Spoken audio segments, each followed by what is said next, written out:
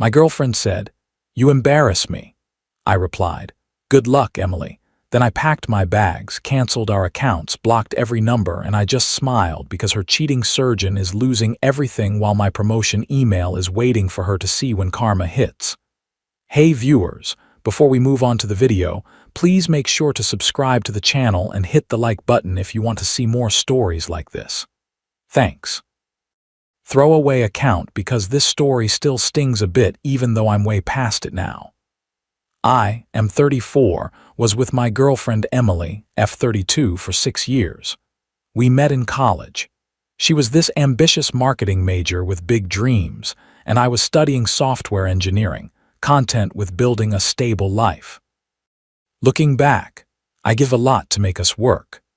I turned down a couple of high-profile job offers early on because they involved relocating, and Emily didn't want to leave her city for her career networking. Instead, I took a solid but unglamorous role at a mid-sized tech firm handling back-end systems for enterprise clients. It paid the bills, let me work from home sometimes, and gave us flexibility. I was the loyal type, cooked dinners most nights, planned weekend getaways even when she started complaining they were too predictable. Remember that one time I surprised her with a road trip to a cozy cabin. She posted about it on social media, but later told me it was cute but not exactly thrilling. I brushed it off thinking it was just her stress from climbing the ladder in her PR job. She was always chasing the next big client, networking at fancy events, coming home late smelling like wine and opportunity. But over the last year, things shifted. Emily started making these little digs. We'd be at dinner with her friends, mostly other ambitious types in marketing or finance, and she'd laugh off questions about my job. "Oh, Alex, he's in tech. Keeps everything running behind the scenes." Her tone always had this edge, like it wasn't impressive enough. Once after a party, she said, "Do you notice how my friends' partners are all in high-stakes fields? Lawyers, execs. It's just different energy." I felt that confusion creeping in. Was I not enough? I'd supported her through her master's program, covered rent when she was between jobs. I thought loyalty meant something. Flash forward to the red flags, her phone buzzing at odd hours, work meetings that ran late, a new perfume I didn't recognize. I tried talking about it once, but she brushed me off. "You're being paranoid, Alex. Not everything's a conspiracy." Deep down, I knew something was off, but I didn't want to be the jealous guy. I kept showing up, being committed, thinking we'd work through it like always. Then came the night. Everything shattered. I got home early from work. Some server maintenance finished ahead of schedule and her laptop was open on the kitchen table. Curiosity got me. I glanced at the screen and saw emails, flirty ones with attachments of photos from dates. The guy's name was Mark, a surgeon she'd met at one of her networking events. They'd been seeing each other for months. My heart dropped. I sat there staring, feeling like the ground was swallowing me. Why? I'd been nothing but good to her. She walked in an hour later, dressed up like she was coming from another meeting. I confronted her right there in the living room, my voice steady but my hands shaking. "Emily, who's Mark?" I saw the emails. She froze for a second, then her face hardened. No denial, no tears, just this smug sigh like I'd caught her in a minor inconvenience. She set her bag down and crossed her arms. "Okay, fine. You figured it out. Mark's a surgeon, vascular specialist, actually. We've been seeing each other for a while now." I stared at her, the betrayal hitting like a wave. A while. "We've been together 6 years. What the hell?" She rolled her eyes like I was overreacting. "Look, Alex, it's not like I planned this, but let's be real. You've been comfortable, stable, sure, but do you know how embarrassing it is when my friends ask what my boyfriend does? I have to watch them pretend to be impressed. Oh, software engineering. That's important." Meanwhile, Mark saves lives. He takes me to galas, introduces me to people who matter. You and I were just stuck in routine. Her words cut deep, twisting the knife. I felt humiliated, like everything I'd built for us was a joke to her. "So that's it. You're throwing us away because my job isn't flashy enough. I supported you through everything. Your degree, the lean times, and now I'm embarrassing." She laughed, a short, dismissive bark, supported me. Alex, that's what partners do, but I need more than a safety net. Mark challenges me, excites me, he's ambitious like me. You play it safe, coding away in your home office. I deserve someone on my level. This isn't about you being bad, it's about me wanting better. We've grown apart. Classic story. I pressed needing to understand her logic even as it burned. Grown apart. You cheated, Emily. Lied for months and now you're justifying it like it's a career move. Cheated. It's not that black and white, she snapped, her voice rising with that entitled edge. I tried to feel fulfilled with you, but face it, you're not the guy who turns heads, Marcus. He gets what it's like to chase excellence. You think paying bills and planning Netflix nights is enough. My friends pity me, Alex. They do. Emily's with that nice guy, they say. But it's code for boring. I can't keep pretending. This is me choosing happiness. Her hypocrisy floored me. She'd benefited from my boring stability, used it as a launch pad, and now discarded it. I opened my mouth to respond, but she kept going mid-rant about how life's too short for mediocrity. That's when I stopped listening. The confusion, the unfairness, it all crystallized. I wasn't going to beg or yell. I just stood up, grabbed my jacket from the chair, and walked toward the door. Alex, where are you? She started, but I cut her off by stepping out mid-sentence, the door clicking shut behind me. No dramatic exit line, no confrontation, just silence. That night I crashed at a buddy's place, my mind reeling. The betrayal felt outrageous, undeserved after all I'd given. I sat with it, the hurt washing over me in waves. Why did she get to humiliate me like that? I replayed her words, the smugness, the twisted excuses. It wasn't just the cheating. It was the emotional abandonment making me feel like a backup plan all along. I didn't sleep much, just stared at the ceiling, processing the silence she'd left me in. The next day, while she was at work, probably with him, I went back to the apartment. I didn't rage or trash anything. Calmly, I packed my essentials. Clothes, laptop, a few books, hired a moving service on short notice to grab the rest of my stuff. Furniture we'd split, but I left her share. I canceled our joint streaming accounts, transferred utilities to her name, and left the keys on the counter with a simple note. Goodbye, Emily. Take care. No, please. No accusations. Then I blocked her number, her socials, everything. Disappeared from her life like a ghost. I stayed with my friend for a week, then lined up a short-term rental in another part of the city. Work was flexible. I threw myself into it, but the confusion lingered. Days blurred. Gym sessions to clear my head. Long walks where I'd question everything. Was I really embarrassing? The unfairness ate at me, but I didn't reach out. No emotional outbursts, just quiet dignity sitting with the pain until it started to fade. I even started therapy, journaling my thoughts from vulnerable what did I miss to a clearer I deserved better. It breathed that middle space. No quick rebound, just me rebuilding in the silence. Months passed in that quiet haze.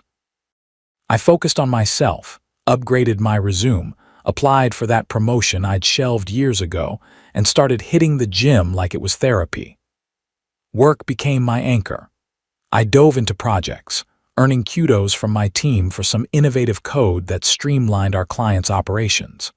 Socially, I reconnected with old friends, the ones Emily had dismissed as not networking material. Life wasn't perfect. Nights still hit hard, replaying her cruel words in my head, but I wasn't wallowing. I was moving.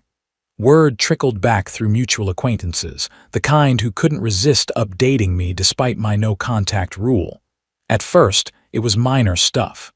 Emily had moved in with Mark pretty quickly after I left.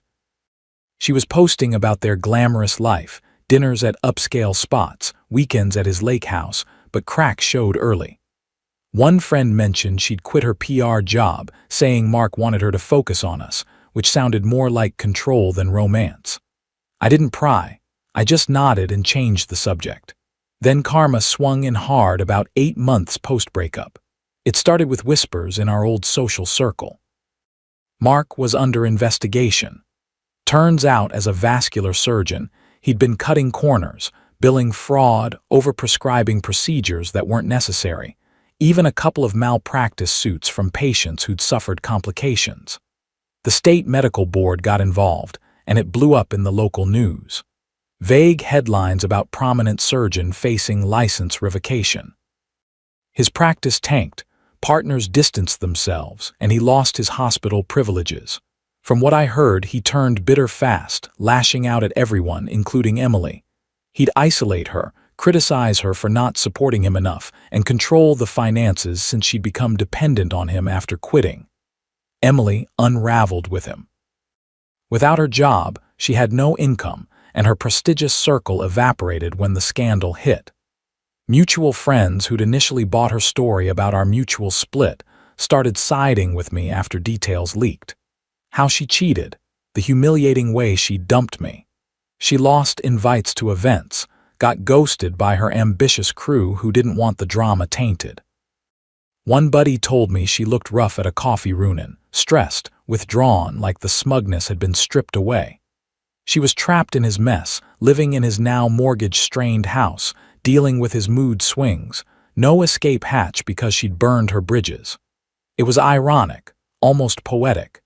Her chase for better landed her in a pit of instability, far from the excitement she'd craved. I didn't gloat, it just confirmed I'd dodged a bullet, but damn, it felt like justice earned after the way she discarded me. Her first reach out came via email about 10 months in. I changed my number, but she must have dug up my work address from somewhere. The subject, "Can we talk?" I almost deleted it, but curiosity won. She wrote, "Alex, I know I hurt you and I'm so sorry. Things with Mark aren't what I thought. He's different now. I miss what we had. The stability, the real stuff. Can you call me, please?" I didn't respond. A week later, voicemails started on my new line. She'd gotten it from a mutual friend, I guess. "Alex, pick up. I need to explain. It was a mistake. Okay. I was stupid chasing shiny things. You were always there for me and I threw it away. Let's meet for coffee. I just want to apologize in person. No dice." I blocked the number again, but she escalated. 2 weeks after that, she showed up at my old office. Thankfully, I'd transferred departments by then, but security buzzed me. I told them to send her away. Later, a text from an unknown number. Hers again. "Why are you ignoring me? This is childish, Alex. I know you're hurt, but people make mistakes. Mark's investigation is ruining everything. He's so controlling now, yelling all the time. I need out. Remember how we used to talk through stuff? Help me." Her tone shifted in the next wave. Calls from her friends, the toxic ones who'd enabled her. One, Sarah, left a message. "Alex, Emily's a mess. You need to man up and talk to her. She's sorry, okay? Holding grudges isn't healthy." Then her family piled on. Her mom emailed. "Alexander, this is Emily's mother. She's going through hell with that man. You were good for her. Why abandon her now? Family sticks together even after mistakes." Her brother called, gruff and unpleasant. "Dude, my sister's crying because of you. Get over yourself and fix this. She picked wrong. Big deal. Be the bigger person." By the 12th month, desperation turned to anger. Another show-up attempt, this time at a mutual friend's birthday gathering. I'd RSVP'd to. She cornered me by the bar, eyes red, voice pleading at first. "Alex, please look at me. I'm sorry. I was wrong about everything. You weren't embarrassing. You were real. Mark's a nightmare. Lost his license last week and now he's taking it out on me. I have nothing left. Can we start over? I miss you." I stayed calm, sipping my drink. "Emily, this isn't the time," but she pressed. "No, it is. I see now. You were the best thing. My friends ditched me. My job's gone. Help me get back on my feet. We were good together." When I didn't budge, her face twisted. "Fine, be a jerk. You think you're better now. Ignoring me like I'm nothing after all those years. You're heartless." She stormed off, but not before her friend chimed in rudely. "Yeah, Alex, real mature. She's suffering. Have some compassion." The attempts kept coming. Texts turning nasty. "You owe me closure, you coward." Her family doubled down. Her mom calling to guilt trip. "How can you sleep knowing she's trapped? You're punishing her unfairly." It revealed their colors. Entitled, unpleasant, just like her. I ignored it all, but the escalation showed how far she'd fallen. Fast forward to month 14. I just landed a major promotion, lead engineer on an international project, complete with a relocation option to a bigger city and a fat raise.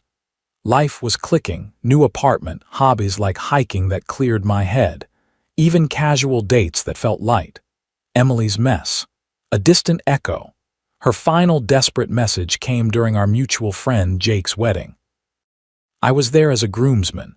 She is a distant invitee who heard I was thriving. Ping on my phone mid-reception. Alex saw pics from the wedding online. You look happy. Please, I'm begging. Mark's gone full controlling. Won't let me leave without a fight. I'm scared, broke alone. I know I screwed up, but forgive me. One chance. I thought about it for a minute, then sent one response. A screenshot of my promotion email highlighting the title Senior Lead Engineer Global Ops and the salary bump under it. I typed I'm not embarrassed anymore. Good luck. That was it. Firm, definitive. No sympathy, no care for her drama. She replied instantly. Wait, what? Alex called me, but I blocked her for good. Seeing her across the room later, looking out of place and defeated while I chatted with my date, drove it home. The power flip was complete. She was irrelevant. A lesson in my rear view. She's a footnote now, powerless in the life I've built. I've grown emotionally free, clear on my worth. No more confusion, just peace. Thanks for watching. Make sure to subscribe to the channel and hit the like button. What do you think about this story? Share it in the comments.